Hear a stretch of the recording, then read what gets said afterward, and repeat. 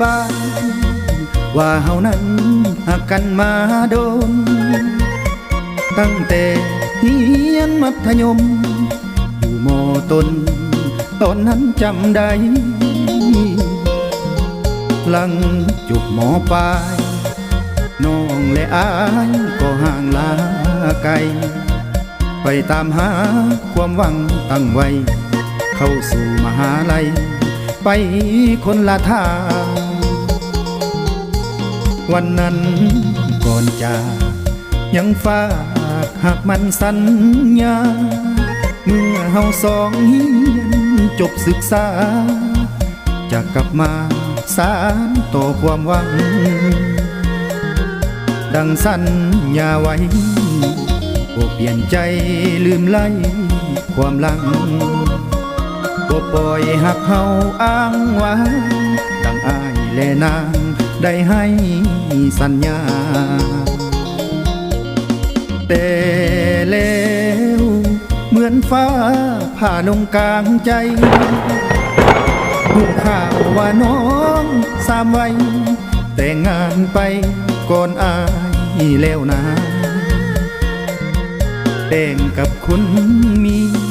ฐานะดีร่ำรวยเงินตา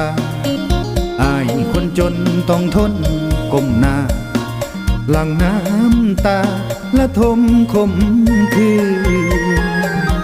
เจ็บซ้ำสู้วงในเหลือใจเฮาเกิดมาจนบ่สมกับน้องหน้ามนจำต้องทนน้องให้สะอื้นโชคดีเด้อนาง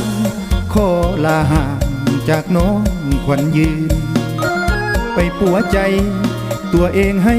ฟื้นลืมความขมขื่นจึงย้อนคืนมา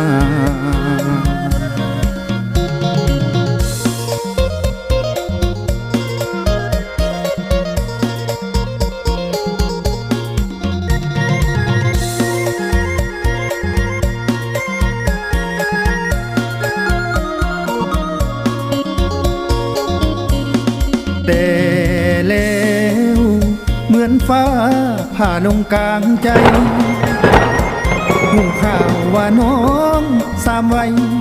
แต่งงานไปก่อนอายแล้วนะแต่งกับคนมีฐานะดีร่ำรวยเงินตาอายคนจนต้องทนก้มหน้า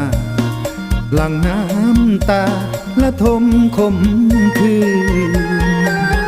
เจ็บซ้ำสู้วงในเหลือใจเฮา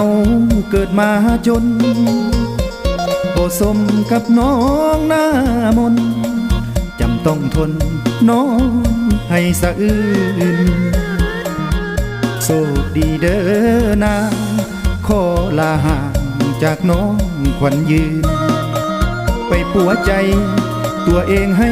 ฟื้นลืมความขมขื่นจึงย้อนคืนมา